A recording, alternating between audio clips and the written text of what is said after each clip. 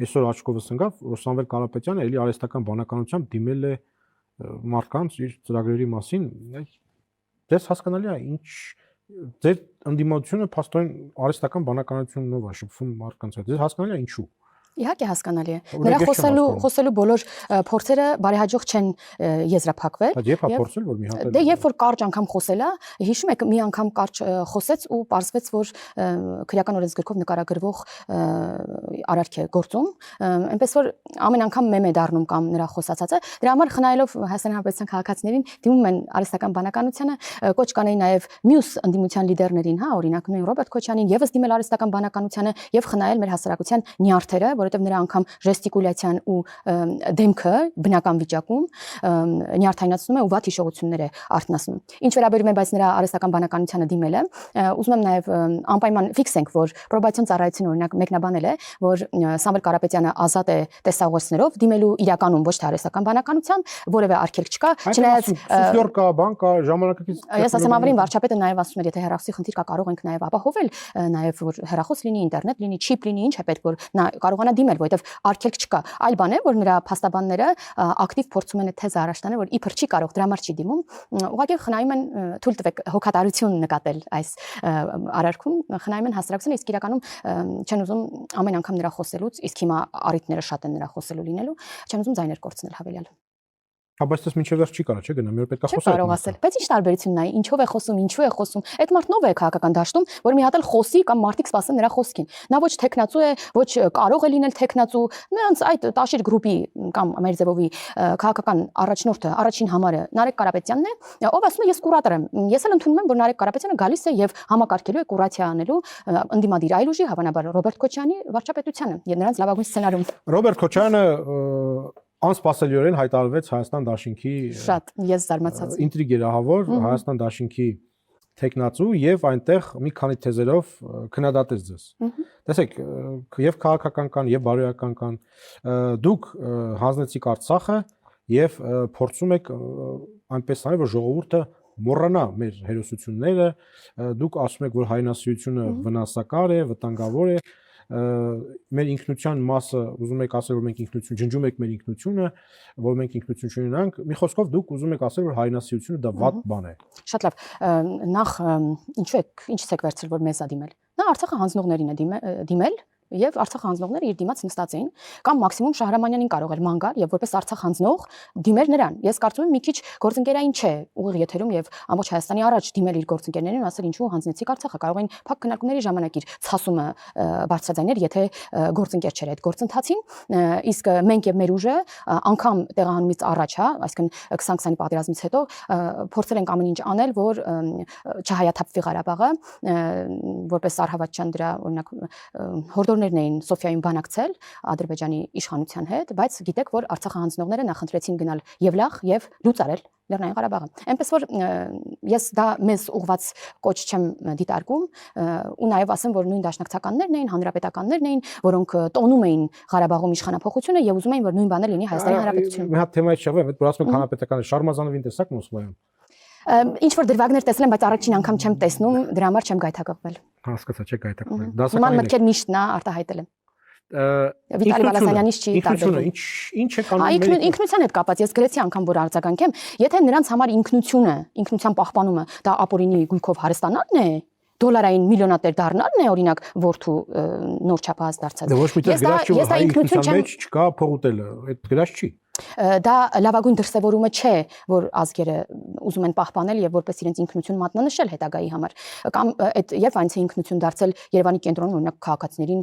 գնդակահարելը օրինակ ու իդեպ փաստորեն այս տարի համապետական ընտրություններին առաջին անգամ ընտրելու են այն երիտասարդները, որոնք ծնվել են 2008 թվականին մարտի 1-ի դեպքերի օրերին կամ դրանից առաջ, դրանից անմիջապես հետո եւ ճիշտ է այդ երիտասարդները օրինակ բնականաբար չեն կարող զգացած լինել են վախը կամ են իշխանության են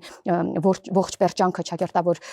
այդ օրերին Հայաստանի Հանրապետությունում կամ այդ շրջանում, բայց նրանք կարող են ընտրել օրինակ ինչպիսի իշխանություն լինի հետագայում Հայաստանում լինի այդ մարտի 1-յան 2008 թվականի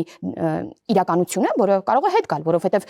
բոլորը ընդդիմադիր դաշտում բոլորը ու սա կարելի է շատ պարզ ապացուցել գնում են այդ ճանապարհով, որ ձայները հավաքեն մեծամասնական ընտրակարգի նման եւ տան Ռոբերտ Քոչարյանին։ Հիմա ուզում են որ այս նույն իշխանությունը լինի, երբ որ իրանք ծնվել էին, թե Ուզում են ինչպես ազատ ապրում են հիմա եւ ինչպես անվտանգ ապրում են հիմա, այս իշխանությունը ամրապնդվի ու գնալով ավելի ամրապնդվի անվտանգությունը, որովհետեւ եթե օրինակ համեմատում ենք 1.5 տարի, 2 տարի առաջվա Հայաստանի անվտանգային իրավիճակը, այժմ էականորեն այլ իրավիճակ է։ Տիկին Հակոբյան, քան որ խոսեցիք մարտի 1-ի մասին եւ ոստիկանության մասին հաստատության, Քոչարյանը ասում է, ահա որ շատացել է հանցավորությունը։ Ինչու՞։ Որովհետեւ նա ասում է, որ դուք ոստիկաններին ճնշում եք, որ ոստիկանները ծանրաբեռնված են քաղաքական ճնշումներով։ Այս հիշում եմ Քոչարյանի ժամանակ ոստիկանները բառացի ծառայում էին մարդկանց։ Ոչ մեկին չէին ծեծում, կաշառք չկար, ընդդիմությունը Հիշում եմ։ Ես էլ շատ փոքր չէի, հիշում եմ ինչպես փոքր կլիներ։ Հա, միտինգներին չեմ կարողացել մասնակցել, բնականաբար բայց ծեծեցին, ջարդեցին եւ բռնակներ գցեցին։ Ուրիշ ոչ մի բանով ծառայել են մարդկանց։ Ինչ վերաբերում է սպանելը, պարոն Ղազյան, նույն Միեդի վճիռը ապացուցեց, որ այնպես չլինի մեզ լսողները օրինակ ասեն, իշխանական падգամավոր է, բատենց պետք է ասի։ Միեդի նախորդ տարվա վերջին, կարծեմ դեկտեմբերին էր հենց, Միեդը հրապարակեց մի վճիռ, որում ասում էր, որ իշխանություններն են փաստորեն սպանել քաղաքացիներին Երևանի կենտրոնում հրահանգի պատճառով, մարտական փամփուշտներով եւ դրանից հետո էլ իշխանությունները, այսինքն արդեն հանձնվեց Սերժ Սարգսյանին, Սերժ Սարգսյանն էլ արդեն ոչինչ չի արել իշխանությունը, որպեսզի դա բացատրի։ Ասեմ ավելին, մի բան էլ քողարկված տվյալներ է ներկայացրել, ինչը դժվարացրել է ընթացքը բացահայտելու մարտի 1-ը։ Ինչ վերաբերում է հանցավորության աճին, ես այդ եզրույթը չէի օգտագործի։ Սա էլ է մի մանիպուլյացիա, որովհետեւ նույն ներքին գործերի նախարարը շատ ավելի հանգամանալից ներկայացնում է, որ չկա աճ հանցավորության թվերի մեջ, կա բացահայտելիության աճ, ինչը ընդհանուր առմամբ տալիս է տպավորություն իբր շատ են կամ մանիպուլյացիաներ, օրինակ ներկայացնում են, որ չեմ հիշում, ես վերջերս որտեղ էր, կարծեմ Կոմիտասում էր, հա, որ իբր կրակել են իրար վրա, հետո պարզվեց, որ դա թույլատրելի է գազային օդամղիչ այդ ատրճանակներով էր, այնինչ մամուլում գնաց հրապարակում, որ էլի մարտական ինչ որ զենքերով իրար վրա կրակել են։ Իհարկե, մենք չենք հասել մեր ցանկալի իրավիճակին եւ մենք էլ ենք հարցեր բարձրացնում եւ ուզում ենք, որ այս հարցը լուծվի եւ հանցավորությունը գնալով ավելի քիչ լինի եւ իսպար վերանալ իհարկե դրախտային իրավիճակի, բայց ուզում ենք, որ քչանա, սրա մասին չի խոսք եւ դրա համար ամեն ինչ անում ենք, բայց մյուս կողմից պետք է հասկանանք, որ նույն Ղարաբաղյան պատերազմից հետո շատ զենքեր անցել են դեպի քաղաքացիական անձիկ եւ ելի հորդորում ենք այս սայլը օգտագործենք եւ հորդորենք մեր քաղաքացիներին ինքնական հանձնել այդ մարտական զենքերը։ Հա, բայց կարևոր բան բաց թողեցիք։ Ընդդիմությունը ոստիկանությունը իմաց զբաղված է ճնշելով, ընդդիմադիրներին ճնշելով։ Էդ էլ է հետաքրքիր, տեսեք։ Խախալացյալներ են բոլորը, խղճի բանտարկյալներ են բոլորը։ Այնինչ հետ են գնում, տեսնում ենք, որ բոլորը ինչ որ գործով անցնում են, օրինակ, հա, դուրը թակում է իրենց դուրը թակում է օրինակ իրավապահ համակարգը, ասում է հնարի։ Այս ինչ բանը որ այսպես էս ասել, այս գողոնը, այս ապոլինի գույքը եւ այլն, ու հանկարծ այդ մարդիկ մտնում են ընդդիմադիր պայքարի մեջ ու դառնում են խղճի, ել չեմ ասում, այնտեղ խաղ բանտարկյալ, չգիտեմ ինչ, Վարդան Ղուկասյանը մեծ օրինակ։ Գոնե այս դեպքով Վարդան Ղուկասյանը դուրս եկավ այդ իրավապահ համակարգից, ասեց, ես իմ համար հանգիստ նստած էի, դուք ինձ ստիպեցիք մտնել քաղաքականություն, եւ հիմա որտեղ է Վարդան Ղուկասյանը։ Դրանից հետո կատարած արդեն ուրեմն հանցավոր ենթադրելի արարքի պատճառով, կաշառքի պատճառով այժմ ոչ ազատ վայրում է գտնվում։ Քոչարյանը տվեց իր անվտանգության բանաձևը, ուժեղ առաջնորդ, հզոր դաշնակից։ Այդ ուժեղ են մյուսը, չէ՞։ Հիմա դժվար է, սա ուժեղ են, Թաթյանն, Դարել Թաթյանն ուժեղ։ Բոլորը ուժեղ են, բայց բոլորը Թաթյանն էլ ուժեղ, տենց կգամ ասում եմ, հիմա բոլորը ուժեղ են։ Հիմա ուժեղ առաջնորդ, հզոր դաշնակից, հզոր, բայց չենք ասում անունը։ Աստված չի այդ վերևը։ Հզոր բանակ։ Նախ տարօրինակ է, որ ուժեղ լինելու համար ինքնուրույն շնչելու համար նրանք պատկերացնում են, որ պետք է ինչ-որ մի այլ երկիր քեզ օգնի դրա համար, եթե ուժեղ ես, ապա ինչու ինքնուրույն չես կարող գոյատևել, բայց նրանցից ոմանք անգամ հայտարարում են, որ մեր գոյատևումը մենք ով ենք, որ միայնակ գոյատևենք, հա, սա Հայաստանի քաղաքացու հանդեպ դրսևորում, այլանդակ դրսևորում է էլի նրանց հանդեպ վերաբերմունքի։ Դա շատ վիրավորական բան է։ Ու դրա համար ցասում եղավ այդ նման հայտարարություններից հետո եւ այս մարդիկ մի քիչ ավելի օրինակ Քոչարյանը, Թաթոյանը, Նարեկը, Կարապետյանը մի քիչ կլորացնելով անկյունները փորձում են նույն բանն ասել։ Այո, նրանք ուղիղ ասած Կիպրոսի օրինակը, մի րոպե, Կիպրոսի օրինակը բերես, չէ՞ մարդը։ Ասած տեսեք ինչ լավ խաղաղություն է։ Կիպրոսը մեջտեղից կիսված է, ունի երաշխավոր, ուրեմն դա խաղաղություն է։ Այ եթե մենք եւ Ադրբեջանը համաձայնել ենք, ունենք իրականում խաղաղություն, այսօր Հայաստանում խաղաղ է, հրապոսներ չկան։ Այդ մասին խոսանք։ Սա արդեն եթե երաշխավոր չկա, սա ինչ է նշանակում ուժեղ առաջնորդ։ Այ ոնց են որոշում, որ սա ուժեղ է։ Եթե դա որոշվում է, ելի եմ ասում, քաղաքացիներին ծեծելով, սպանելով, կեղեքելով, գողանալով, հարստանալով, ապա սա ուժեղության մասին չէ։ Ես այլ պատկերացում ունեմ ուժեղի մասին։ Ես ուժեղի մասին պատկերացում ունեմ, օրինակ, մեր սահմաններից ռուս սահմանապահին շնորհակալություն հայտնելով ստեսություն անել եւ հայ սահմանապահներով մեր սահմանը պահպանել։ Երբ մեկը քեզ մի բան ասում, որը քո դուրը չի գալիս, տալի գլուխը ջարդում ես։ Կա երկրորդ տարբերակ, որ քեզ քնալի մի բան ասում, որ դուրը չի գալի, ասում ես լավ, հիմա դու էլ ես տեսակետ ունես եւ գնում ես, բայց գլուխը չես ջարդում։ Որտեղից ո՞րն է ուժեղը։ Գլուխ ջարդելը ամեն դեպքում չի խրախուսվում եւ պետք է գլուխներ բայց ջարդել։ որն է ուժեղը։ Ուժեղության մասին իմ պատկերացումը բանասողների գլուխը չի ջարդում, թե նա որ ջարդում է։ մենք Հայաստանի Հանրապետությունում կա ուժեղ առաջնորդ, մեր վարչապետը, ով ցույց է տվել, թե ինչպես է պետք ես իր առաջնորդած ուժեղ թիմի մի անդամ եմ եւ փորձում եմ հնարավորության դեպքում աջակից լինել մեր ուժեղ օրակարգին։ Ուժեղությունը ես էլի ասացի, մեր սահմանները ինքնուրույն պաշտպանելն է, մեր անվտանգությունը պաշտպանելը, որովհետեւ նրանց թողած ուժեղ Հայաստանը մի այնպիսի անվտանգության երաշխավոր ուներ, որը Հայաստանի սահմանը չգտավ, երբ որ դրա անհրաժեշտությունը եղավ։ Այդ մենք ունենք, մենք հիմա էլ ունենք, մենք նույն դաշնակցային հարաբերություններն ունենք։ Ես ռազմավարական միավորի մասին էի խոսում, բայց մենք ունենք եւ մենք ընդհակառակը մեր ռուս գործընկերներին հորդորում ենք մեր պայմանագրային պարտավորությունները կատարել եւ համապատասխան լինել թղթի վրա գրվածին, ինչը չկար։ Եվ մենք ստիպված հիշում եք ինչ իրավիճակում ենք, որ ջերմուկի վրա բանական շղթա պետք է լինի։ Երրորդը հզոր բանակ։ Եթե հզոր դաշնակից, ապա քո բանակը պետք է հզորացնի դաշնակիցը, կամ այդ կարա է դաշնակիցը հզոր բանակ սարքի։ Նրանց պատկերացրած մոդելում մենք առանձին ոչ բանակ ունենք, ոչ պետություն ունենք, ոչ էլ ինչ որ մի համակարգ ունենք, որ մի հատ էլ ինչ որ մեկը հզորացնի, հա, դա ուրիշ մի համակարգ է լինել ուրիշ տեղից բերված, եւ սա կատակ չէ բնավ, որ մենք ասում ենք խաղաղության, պատերազմի, պետականության եւ այլնի հարց է հունիսի ընտրություններին դրված, սա մենք կատակ չենք անում, սրա մասին չի խոսքը, բայց բանակի մասին գոնե Ռոբերտ Քոչյանը չպետք է խոսի։ Նա մեր ռազմական բալանսը Ադրբեջանի հետ, երբ որ ընդունել է պետությունը որպես ղեկավար, շատ քիչ է եղել տարբերությունը։ Ինքը երբ որ այլևս նախագահ չէր, այդ օրվա դրությամբ Հայաստանի եւ Ադրբեջանի ռազմական բալանսը հօգուտ Ադրբեջանի 1.6 միլիարդի էր հասել։ Այսօր տեսնում ենք, որ նաև իր անձնական միջոցները համապատասխանաբար էլի աճել էր։ Այսինքն բանակն էլ պահպանվում էր ինչով, պարոն Ղազարյան, կանսերվի բանկաներով, այդ չարչրկված, բայց շատ տիպիկ օրինակ, իր պաշտպանության նախարարը, այսօր իր խմբակցության ղեկավարը, հա, ժամանակին այդ ուժեղ բանակի զորամասերը բաներ անում, յուրացնում էր փաստորեն, հա, սեփականաշնորհում էր, օտարում էր, չգիտեմ ինչեր էր անում։ Այդ է իրենց պատկերացրած հզոր բանակը, թե սոված զինվորը։ Ով է։ Այսօր այդ երիտասարդը, որը չգիտի 2008-ին ծնված, ինչ իրավիճակ էր 2008-ին, դրանից հետո Սերժ Սարգսյանի բանակում, այսօր որ գնում են բանակ, ես օրինակ երիտասարդներին շատ եմ հանդիպում, ուսանողների հետ 2 օր առաջ մեծ հանդիպում ունեցա, երբ որ խոսք եղավ, ես բանակից խոսեցի, ասեցի, ես բանակ գնացել եմ ու բացարձակ լրիվ ճիշտ եք ասում, սնունդը, դիրքը, չգիտեմ ինչը։ Հիմա էլ որ ասում ենք եկեք գնանք ամրակցած կայանները տեսեք ինչպիսի մենք դիրքեր ունենք այսօր, մենք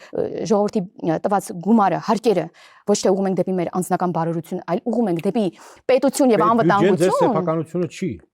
Ինքը շատ ուրախ եմ, որ 72 տարեկանում եկավ այդ եզրահանգման, որ բյուջեն իր անձնական գրպանը չէ։ Շատ լավ է, որ 72-ում հասունացավ Ռոբերտ Քոչյանը եւ հասկացավ, որ անձնական օգտագործման համար չէ, որովհետեւ դրանից առաջ ինքը այդպես է օգտագործել։ Ու մենք այսօր էլի մեր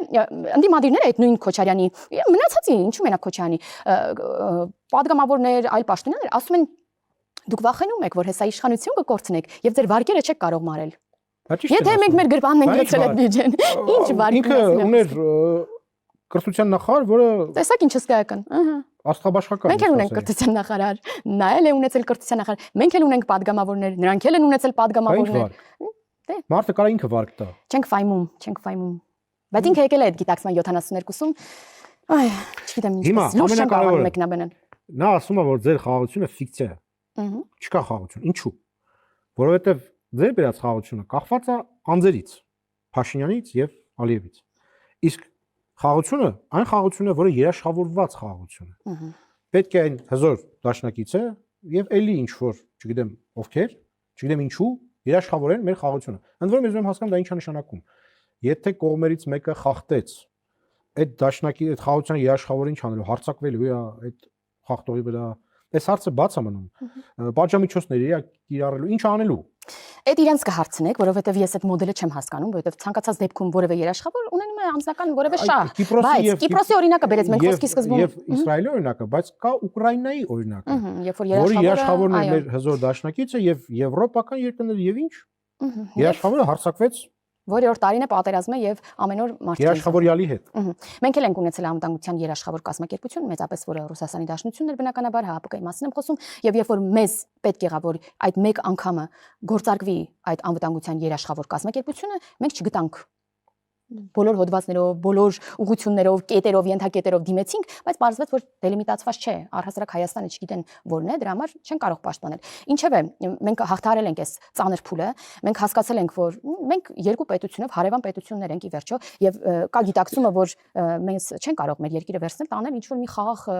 տեղում աշխարհի վրա տեղակայել, ասենք գնանք Շվեյցարիայի, Ֆրանսիայի արանքում միտեղ հանգիստ մեզ համար ապրենք։ Էս է մեր տարածաշրջանը, եւ սրանք են մեր հարևանները, եւ մենք պետք է խաղաղ գոյակցենք, ինչու ոչ համագործակցենք եւ ունենանք փոխադարձ շահեր։ Հիմա այդ փոխադարձ շահերի հիմքը դրված է TRIP կոչվող նախագծով, որով մենք ունենալու ենք փոխադարձ, որը բերվել է Իրանին լրտեսելու համար։ Շատ ծիծաղելի է այդ դիտարկումը, որովհետեւ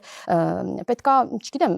մանկամտություն, թե ինչ ասեմ, չեմ ուզում ուղղակի վիրավորել։ Պատկերացնում եք, որ Միացյալ Նահանգները, ներողություն, Միացյալ Նահանգները ունի նորագույն տեխնոլոգիաները լավագույն, կարող է ցանկացած պահի լայվ ռեժիմով տեսնել ցանկացած երկրի, աշխարհում ցանկացած կետ, եւ նրան պետք էր Հայաստանի ճանապարհը, որպեսզի լրտեսեր Իրանին։ Սա ելի եմ ասում, սա մանկամտություն է ուղղակի։ Կամ գիտեք, սա ինչն է, որովհետեւ նրանք քաղաքացուն վերաբերում են էլի ներողություն եմ խնդրում, բայց նրանց բառերով եմ ասում, ինձ շրջապատի մարդկանց, որոնք չպետք է որոշեն ով լինի իշխանություն, մարդկանց, որոնք խորը անասուն ազգ են կոչում մեր քաղաքացիներին։ Նրանք այսպիսի բնորոշումներ են տալիս, դրա համար մտածում են շատ են ֆայմելու, ինչ ենք ասում։ Բանը ասում ենք լավ է, հնչում եւ վերջ։ Այ մարդիկ ուսումնասիրում են, լեզուներ գիտեն, օրինակ հայերեն էլ գիտեն, ի տարբերություն Ռոբերտ Քոչարյանի, նա չգիտեր, չէ։ Իդեպ մի հատ էլ հետաքրքիր բան նոր մտքովս անցավ, ուզում եմ լրացնել ես ինքս ինձ։ Հիշում եք, որ 22 թվականին Ռոբերտ Քոչարյանն ասում էր, որ Հայաստանը միավորելու, առաջնորդելու քաղաքական առաջնորդություն ստանձնելու համար պետք է մի հոգեվորական Հայաստանից առաջնորդական Սուրբ եկեղեցու, ով ընդունելի կլինի։ Կարողանա փնտրեց ու չգտավ մի այդպիսի հոգեվորական եւ ինքն է այդ հոգեվորականը։ Չգտավ։ Չէ, ինքն է, չէ, տեխնացուն։ Միավորողն ինքն է հիմա։ Կարող չգտա, կարող ինքը հիմա էլ լինելով հայ մերը չիմանալով կամ միգուցե արդեն սովորել է հայ մերը, բայց հայերենին էլի դե այդ ամեն մարդու իրավունքն է հիմա, դա տենց այնքան հայ մերի իմացող կա, որ ավելի լավ չիմանար։ Բայց տեսեք, վերադառնանք երաշխավորված խաղաղությանը։ Նա ասում է, այ գիտեք ինչի դուք չեք ուզում երաշխավոր, որպեսզի խաղաղությունը կախված լինի Փաշինյանից։ Այ Փաշինյանը ասում է, ես չեմ լինի, խաղաղություն չի լինի։ Իսկ երբ որ ինքը երաշխավորված լինի խաղաղությունը, օրինակ ռուսները երաշխավորեն խաղաղությունը, այդ ժամանակ արդեն Փաշինյանի կարիքը չի լինի, հենա երաշխավորված է, ինստիտուցիոնալ է եւ անձերից կախված չի։ Այդ դրա համար դուք որ խաղաղությունը անձից կախված լինի, չեք փնտրում երաշխավոր։ Ոայ, չգիտեմ, սա ես ոնց մեկնաբան եմ իրականում, որ լուրջ լինի։ Նախ ստորագրվում են օրինակ խաղաղության համաձայնագիրը։ Չի ստորագրում քաղաքացի Նիկոլ Փաշինյանը քաղաքացի Իլհամ Ալիևի հետ։ Երկրի ղեկավարներ են ստորագրում եւ նրանց հաջորդները եւս դառնում են շարունակող այդ քաղաքականության, չէ՞, ոչ ոք չի չեղարկել։ Մենք չենք ստորագրել օրինակ ՀԱՊԿ անդամակցությունը, բայց ստիպված ենք շարունակել կնքված փաստաթղթերով։ TRIP-ի մասին։ TRIP-ը պատկերացնեք մեծ մի հատ կազմակերպություն է ստեղծվում, մեծ միլիարդավոր ներդրումներ են կատարվում եւ կախված է մի մարդուց։ Սա ծիծաղելի է։ Սա ծիծաղելի բան է, դիտարկում է։ Կամ այդ նույն մարդիկ չէին ասում, որ դուք Բայդենի վարչակազմի հետ եք ստորագրել ռազմավարական գործընկերությունը եւ Թրամփը ձեզ ոչ մի բանի տեղ չի դնելու։ Հիշում եք, ծաղրում էին մեր հանդիպումները, անգամ փորձերը, բայց ինչ ցույց տվեց, որ համակարգը աշխատում է։ Եվ էս էլ է մանիպուլյացիայի դաշտից, որ քաղաքացին չի հասկանում, եկեք մի բան ասենք, այնքանավոր հերքենք։ Ու այս մեր քաղաքական դաշտում առհասարակ մի հատ շատ վատ տենդենս կա, էլի, մի բան ասել ու տենց անցնել առաջ, հետո ներողություն չխնդրել, չպարզաբանել, չասել ես սխալ եմ եղել։ Ուղղակի այդ բանը ինչ որ մի բան ասում են, անցնում են առաջ, հետո ուրիշ բան են ասում, հետո ուրիշ բան են ասում։ Դրա համար ես չեմ բանանում, որսում թե որ պահին են ինչ ասել, բայց հիմա դուք ինչ ասում եք, դա ուղղակի իրանց հերթական բռնկումն է, որը վաղ մսուրը էլի կարող են այլ բան ասել։ Տնտեսության թռիչքաձև աճ կապահովի Քոչարյանը։ Թռիչքաձև իր հաշիվներն ու ունեցվածքն են, էլի, թռիչքաձև աճ արձանագրել։ Ես խնդրում եմ։ Հիմա մեզ մոտ հնայի աճը, մեր տնտեսական աճը այնքան դինամիկ կերպով առաջագնում, որ կարծում եմ էլի ուղղակի խոսակցություն է, որպեսզի հակադրվեն մեր ասացին։ Մենք տնտեսությունը տարբեր ուղղություններով զարգացնում ենք եւ պատկերացրեք, որ միայն խաղաղության համաձայնագրի նախաստորագրումից ընդամենը մի քանի ամիս է անցել օգոստոսի 8-ից, բայց մենք կարողացել ենք խաղաղ պայմաններում մեր տնտեսությունը այն իրավիճակում արդեն պահել, որ կարող ենք օրինակ կենսաթոշակները եւ ոչ միայն կենսաթոշակները, թոշակները բարձրացնել։ Կարողացել ենք ներդնել առողջության ապահովագրության համակարգը։ Իսկ իր ժամանակ թոշակառուները կհիշեք այդ միտինգները, որ 6 անգամ ավելացրել է։ 6 անգամ ավելացրել է 3000 դրամ է դարձրել եւ այդ 3000 դրամը ամիսներով չի տվել։ Փաստ է ախր դա տեսագրությունները կան, մարդիկ կան, այդ ուսուցիչները կարող է չեն ասում հիմա կամ փաստեր չկա որ ստորագրել են որ իրենք ստացել են աշխատավարձ, բայց իրականում չեն ստացել կամ տվել են ուրիշին։ Այդ բժիշկները բոլորը իրենց աշխատավարձը ստանում են, թե էլի տալիս են ուրիշին։ Այդ համակարգի մեջ մենք ապրել ենք։ Այդ թոշակառուները ամիսներով նայրիտի աշխատողներ, այսինքն համատարած է եղել, որովհետեւ այդ գումարները գնացել են ուրիշ տեղ։ Ոչ հասարակությանն են ծառայել, ոչ պետությանն է, ոչ անհատապես քաղաքացուն։ Լավ, Տիկին Հակոբյան, եթե ընդդիմության վիճակը sense վատ է, ձեր վիճակը sense լավ է։ Ինչու եք Եվրամիությունից հիբրիդային արագ արձագանքման թիմ բերում։ Եվ ընդդիմությունը ասում է, որ սա տղա եք բերում մեր վրա, Մոլդովայի օրինակով խառնում եք Եվրոպան մեր ներքաղաքական կյանքին։ Նախ Մոլդովայի օրինակը նույնական չէ Հայաստանի Հանրապետության իրավիճակի հետ։ Մենք լավագույն փորձ ունենք հիբրիդային սպառնալիքին դիմակայելու սեփական փորձով։ Մենք 20 թվականի պատերազմից հետո հետընտրական զարգացումներ, ընտրություններ 21 թվականին մենք այդ հիբրիդային սպառնալիքներին շատ լավ ինքնուրույն դիմակայել ենք, բայց հիմա քանի որ ագրեսիվացել է ու այս շրջանակը վերջին ճիքերն է գործադրում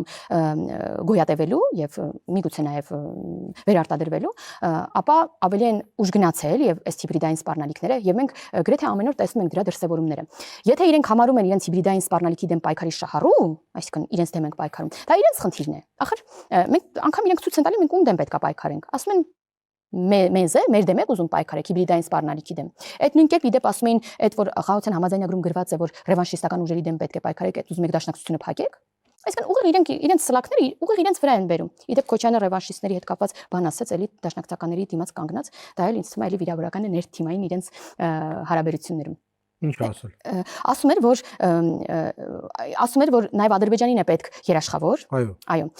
որովհետև Հայաստանում կարող են կան ռևանշիստական ուժեր իշխանության եւ ունենան բնականաբար հավակնություն Ադրբեջանի տարածքների։ Կարող է, բայց ինչ տարբերություն ում է։ Ինչ տարբերություն ում, ախր նույն բովանդակությունն են նրանք։ Ինչ տարբերություն, ինչ տեսքով են։ Դուք նկատել եք, որ նրանց այս նախընտրական ցուցակում այլ արդեն չեն կողմնորոշվում։ Մի պես Մարտունը Գրիգորյան ում ցուցակից էր, հիմա ուրա գնացել։ Այս Թևանյան Անդրանիկը, այս Վարդևանյանը, Էդգար Ղազարյան, էլ չեն կողմնորոշվում։ Իրականը որ մեկ-մեկ անուն են տալիս, ում հիշեմ, սա ուր էր գնացել։ Ախր կապ չունի ուր են գնում։ Ես շատ կուզեի ձեզ ասեի, իհարկե շատ ռեալ է որ օրինակ Քոչյանը չի անցողիկ շեմը չի հաղթարի եւ կփոշիացնի մոտապես 7% ձայն եւ ես շատ ուրախությամբ քանի որ եւ նաեւ հանրապետականները ոչ մի շանս չունեն անունը անգամ չկա եւ նաեւ ոնց որ չեն ուզում մասնակցել նաեւ եթերներում ասում են ես շատ կուզենայի հպարտորեն ասել որ այս ընտրություններից հետո փաստորեն նախկին երկու նախագահները դուրս մղված կլինեն քաղաքական դաշտից բայց չեմ կարող ասել որքան էլ դա հաճելի կլինի ականջի համար շատ մեր աջակիցների